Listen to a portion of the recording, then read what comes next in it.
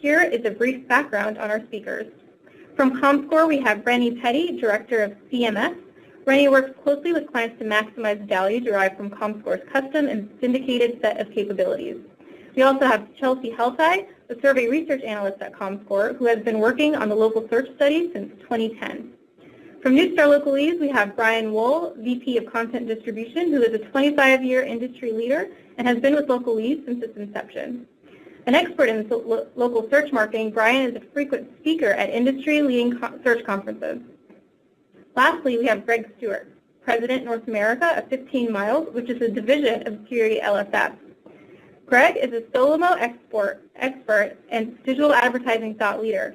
As North American President of International Digital Advertising Agency Geary LSF and founder of local search agency 15 Miles, Gregg's expertise in interactive advertising is extensive. He is a regular columnist for ClickZ, the vertical expert on local search for SearchEngineWatch.com, and has served on the Search Engine Strategies Advisory Board. And now I'd like to turn it over to our first speaker, Rennie Peddie. Before we dive into the study, conducted in collaboration between comScore, 15 Miles, and Neustar Localeze, we wanted to provide a quick background of the organizations involved, starting with comScore. Many of you are familiar with comScore, but for those of you who are not, comScore is an internet technology company that measures what people do as they navigate the digital world. And we turn that information into insights and actions for our clients to maximize the value of their digital investments.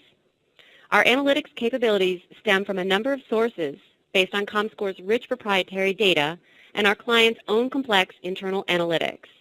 For the purpose of today's discussion, we'll be focusing on comScore's online consumer panel, a robust data source that enables behavioral measurement of online activity, as well as attitudinal measurement via survey.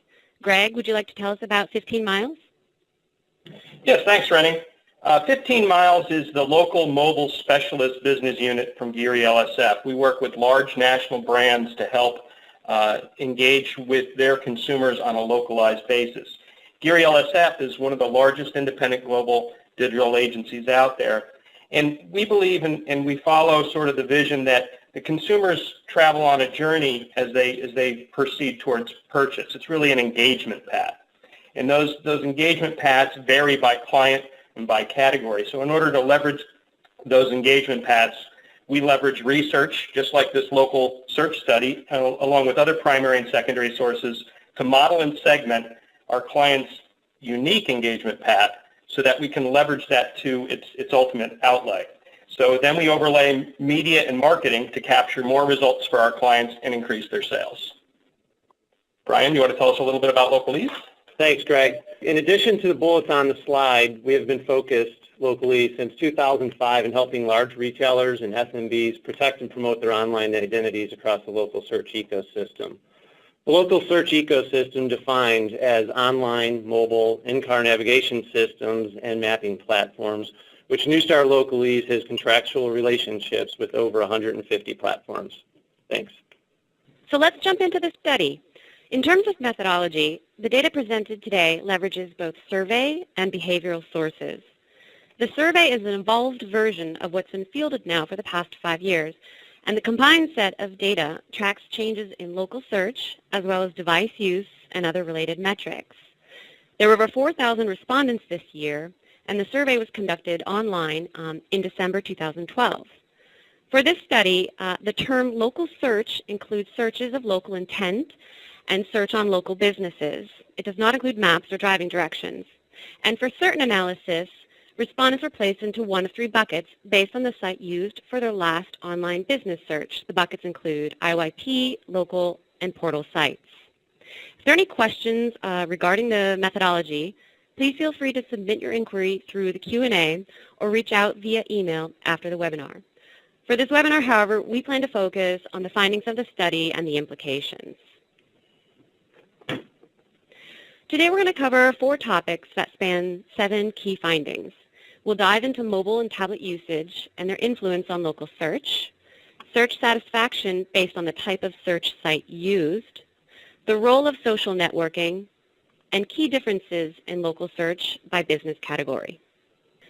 Smartphone and tablet penetration has been growing steadily over the past few years. With this increased user base, and growing variety of use cases, we see that the number of mobile phone and tablet searchers has skyrocketed. We started conducting the local search study in 2007, but actually 2012 was the first year that we reported a decline in PC and laptop-based searches. Utilizing data from comScore's Q-Search, we found that the number of PC and laptop-based searches declined 6% overall in the year. Local market searches specifically took a larger hit, declining 17% year over year. This decline in PC and laptop searches was met with an interesting milestone in the wireless space. comScore's Mobile Lens product reports that in August 2012, the smartphone installed base surpassed the halfway mark, making up over 50% of all mobile phones. By the end of December, 54% of all U.S.-based mobile phones were smartphones. Also increasing is the use of mobile phones for search. Looking at the chart on the top right-hand corner, you can see that search is the #1 activity for mobile browsers. In the past year, it has strengthened its hold as #1, with 56% now of those who use mobile browsers searching in December 2012. We've seen that tablet ownership is growing even faster than smartphone ownership. It took smartphones nearly a decade to reach 40 million owners. Yet tablets achieved this user base in fewer than 3 years. The first tablet released was the original iPad, released in 2010. The high penetration of smartphones may have contributed to the rapid adoption of tablets, as the market was already used to interacting on iOS and Android-based interfaces. We've mentioned that smartphone ownership increased, as did the use of mobile browsers for search. It comes as no surprise, then, that the sheer number of Americans using their mobile phone to search has increased. In fact, it has increased 26% since March. In December, 113 million used mobile phones to conduct search. Tracking a similar trajectory is the number of tablet searchers. comScore's Tab Lens shows that the number of tablet searchers increased 19% since April, reaching 39 million tablet searchers as of December 2012. As stated at the beginning of this section, smartphone and tablet ownership and also search activity have taken off. And not surprisingly, this trend has really compounded the impact that these devices have on local search. Now I'll hand it over to my colleague, Chelsea Heltai. Chelsea, would you like to tell us about some of the other trends highlighted in the local search study? Thanks, Rennie. Using results from the local search study conducted with Neustar Localeze in 15 miles, we were able to gain additional insights on the use of PCs, laptops, tablets, and mobile phones. We found that local search behavior differed by device. This next chart takes a look at reasons for using each device for local search. PC and laptop users are noted by the dark blue. They are most frequently using this device because it is easy. The most popular reason for using mobile phones is to search for local business information on the go. If you look at tablet owners, only 21% turn to this device because they need information on the go. This is a drop from 2011, where we saw that 33% were using tablets for this reason. Thanks, Chelsea. Great points. To build on your summary, local business searches are finding it almost twice as easy to access local content on a PC than a mobile phone. Additionally, we're beginning to see PC searchers are finding more complete local content on a PC than on a mobile device. I think once we really look at this data on a more granular level, we start to see that outside a few categories like restaurants, there's a scarcity of standardized information that is readily available via a mobile phone. I think this really speaks to the need and opportunity for local businesses and large brands to ensure they are providing appropriate and relevant data. If you're a brick and mortar location, I would strongly recommend adding hours of operation to your listing. We're starting to see many mobile and online platforms building functionality around this data. For example, the functionality of Open Now. Thanks, Brian. Very good point. We looked at importance of accuracy, depth, and ease of use, rated by device. Across the board, accuracy of information was the most important feature. Since 2011, mobile phone users became more demanding of accuracy of information, increasing 2 points over the past year. Tablet users were the most demanding of depth of content. Yep, that's right, Chelsea. So as indicated on the last slide, completeness of content is not as important as the accuracy of information on a mobile phone. It's very easy to conclude that local business searchers are not going to use a mobile phone to conduct complex price comparisons as opposed to compare which store is closer and may be open right now, as earlier I talked to. We also found in the study that local business searchers become less satisfied with the increased mobility of the device being used. Based on this, I think it's safe to assume two things. One, make sure your basic name, address, and phone data are accurate. And two, the marketplace, from what I see, is certainly shifting to a mobile environment, and standard practices of updating your data in the traditional PC world don't always apply to the mobile landscape. Yep. We were also able to look at helpful features by each website based on the device method. Brian, would you like to speak to this? Yeah, so as we can see, this chart looks at what features by device are most helpful in conducting a local business search. In addition to consumers demanding different features, each device has different content demands. Mobile phone users are on the go and have a higher demand for maps, driving directions, and distance to a specific business location. This is highlighted by the blue box. Tablet users find consumer ratings and reviews and online promotions, discounts, etc. to be more important, noted by the orange box. This makes sense, as we have found and outlined in a previous slide that tablet users are becoming less on the go and more demanding of in-depth content. Exactly. And leading right off of that, we looked at mobile phones and saw that search via apps was on the rise. Given their high demand for maps, directions, and distance to business, it's no surprise that map-based apps dominate.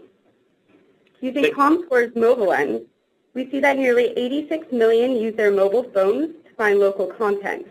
Local content is defined as searching for information on maps, movies, business directories, or restaurants. Yeah. Thanks again, Chelsea. And just to build on that a little bit, over the last 3 years, we have seen a large increase in local search on mobile devices. As you can see here in this slide, 63% increase from December 2010 to December 2012. In years past, app and browser usage were mostly at parity. However, this is the very first year we're starting to see app usage separate from the browser. This is a pretty big deal, and have larger growth than both browser and SMS. There's also been a steady increase in the number of local search apps, further adding fragmentation to the local search marketplace. There are nearly 60,000 local apps available for both the iPhone and Android applications. So obviously a lot of fragmentation and a lot of local search apps available. Given that, it's important that we take a look into what applications are commonly used on mobile phones and tablets. Map-based applications are the most popular. Previously, we saw that mobile phone users over-indexed in finding maps, driving directions, and distance to business to be helpful pieces of information. Here we see that they over-index in use of map-based apps, specifically Google Maps and Apple Maps. Yeah. So, again, if we take a closer look at this slide, we can see that 4 of the top 5 apps used for local business search are really map-centric based, right? So we also have data that shows a significant percentage of users prefer data plotted on a map as into a listings format, right? So we also see that a mobile phone is the preferred device when accessing local business search via a map compared to a tablet. The diversity of map platforms used is very interesting, and while Google Maps is the largest, this slide makes it clear that business information must be broadly and accurately distributed across all these different platforms. Exactly. Another difference we see across devices is that mobile phone and tablet searchers are more likely to make a purchase as a result of their search. So here what we're looking at is the search stage at each of the different devices. So when PCs, laptops, tablets, and mobile phones are being used. Right. So in this slide, it's clear that consumers are using multiple devices throughout the purchase process. However, we see PCs and laptops are mostly used in the earlier search cycle, with 53% stating they use the PC at the beginning of their search. Mobile phones, however, and tablets skew much higher towards the end of the purchase cycle. It's also important to consider that while consumers use different devices to try and find the right match for their local purchase, the key is to have relevant and consistent information that is correct wherever a consumer is at in the search process, in the purchase process. Exactly. Mobile phone searchers have this end of search process point of view reflected in their post-search activity. Of mobile phone searchers who found what they were looking for, 48% visited the store in person. Looking at the green boxes, you can see that tablet searchers over-index in conducting additional research, whether it be online or offline. This shows once again that tablet searchers are conducting more in-depth research. Right. And I think, what we really try and do here is to put this into perspective for a local business owner, Chelsea. And I think if you were to ask any local business owner what actions they would want a consumer to take post-search activity, it would either be to walk into their store or call them by phone. These are two activities small business owners are trying to drive, and keep in mind both specifically require small business owners to have an accurate phone number and address. Lastly, mobile phone and tablet searchers are more likely to make a purchase as a result of their search. This is noted by the chart on the left. Of those who conducted their last search on a mobile phone or a tablet, nearly 80% made a purchase. This could have been a purchase made online, in-store, or over the phone. Tablet searchers tend to be more expensive purchases. This is seen in the graph on the right. Tablet searchers are over-indexing and making a purchase that was over $100. Right. Again, some very interesting data here, right? Very surprising as well. So while we see marketers continue to invest in mobile advertising, recent studies report about $2.5 billion in 2012 and growing to over $10 billion by 2016. It's interesting to note as well that motivated buyers purchase at a staggering 78% of the time as a result of their search via mobile phone. This group purchased slightly less in the $100 to $499 range, and they spend more in the $500 tier than both PC and tablet users. So again, I think as marketers helping local businesses, we really need to have strategies in place for mobile, or you may be doing a lot of catch-up very, very soon. Exactly. Moving from device choice, we're going to start looking into site choice. The local search study gives us key insights into how consumers are interacting with different site categories over time. We've seen that satisfaction has declined on portal sites.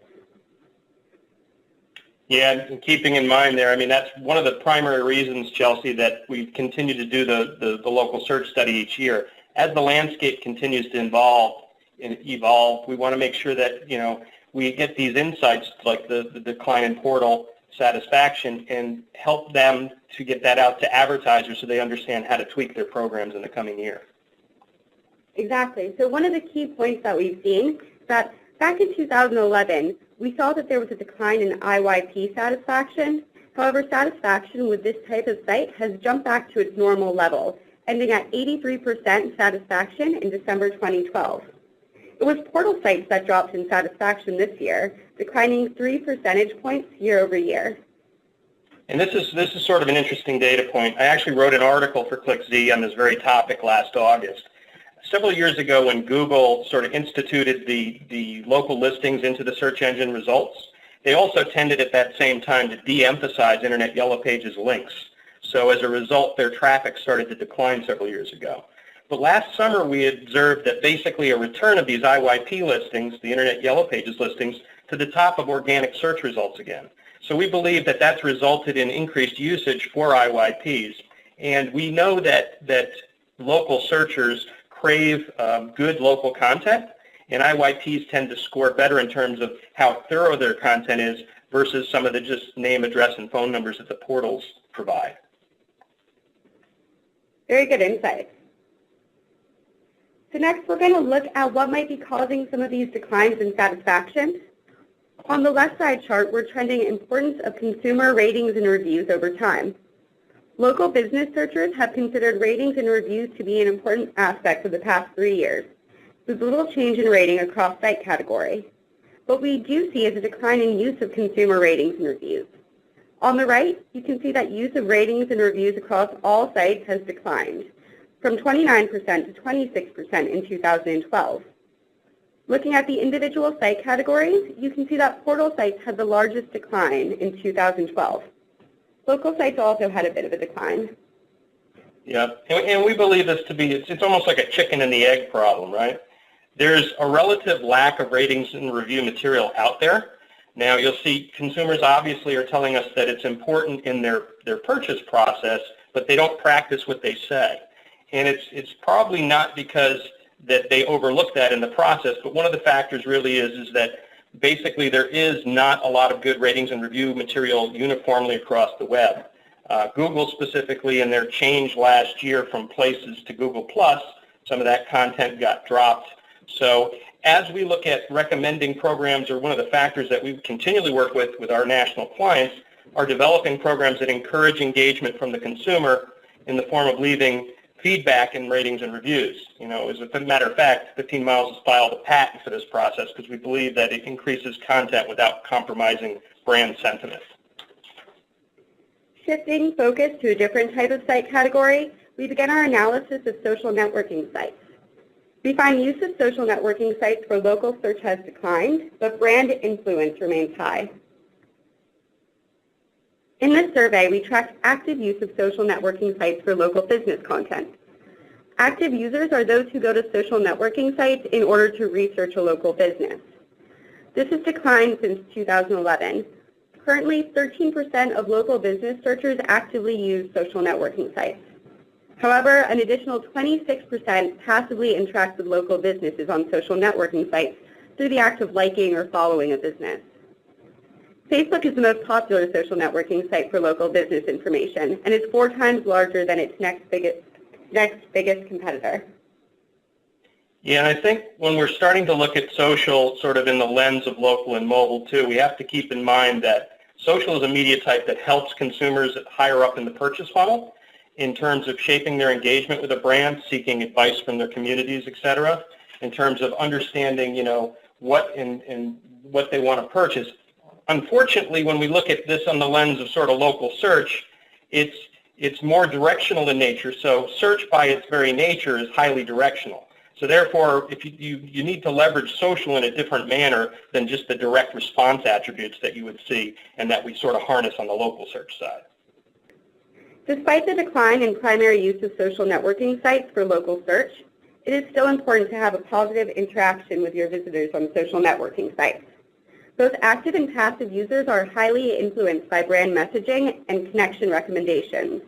They believe it is important for companies to respond to questions and complaints on social networking sites. Social networking users are more likely to submit consumer ratings and reviews, shown by the bars on the left. We previously discussed the importance of consumer ratings and reviews. Social networking users have the largest impact on how a business is rated. Yeah, and I mean, a key takeaway from our discussion today is really the importance of ratings and reviews.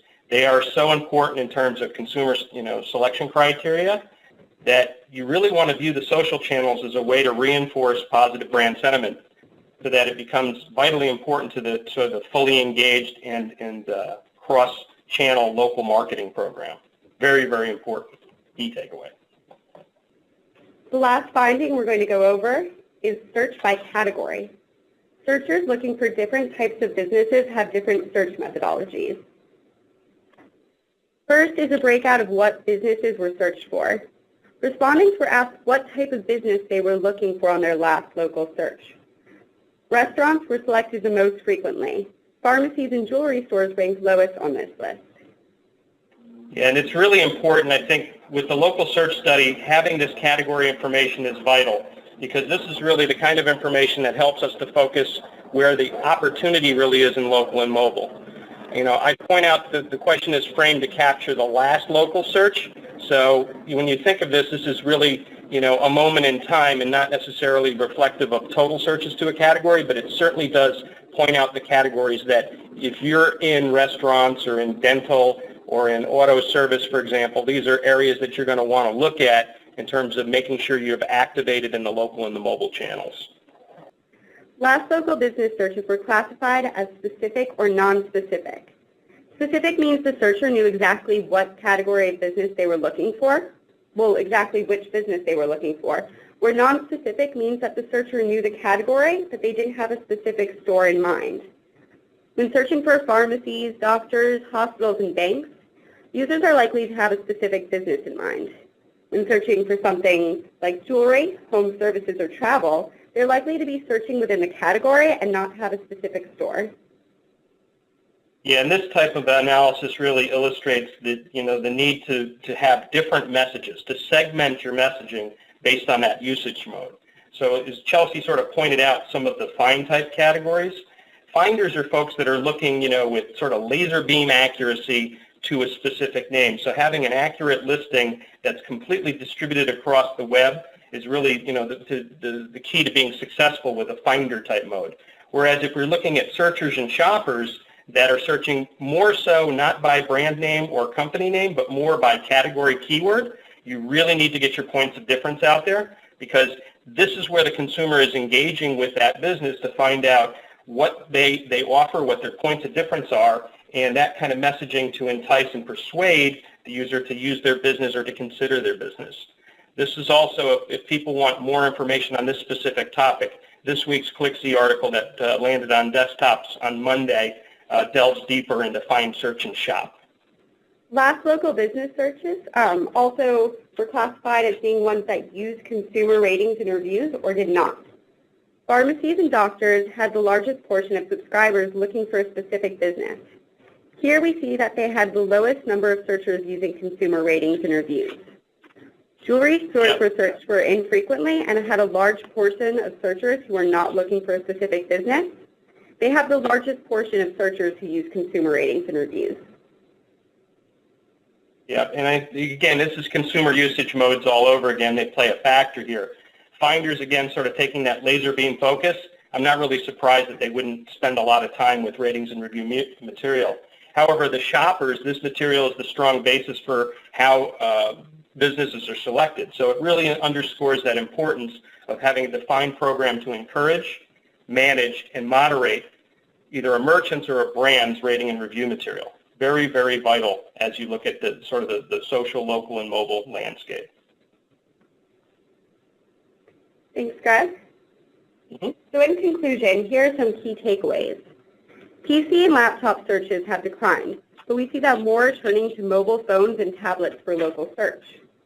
Mobile phone and tablet searchers have different demands than PC searchers and are more likely to make a purchase.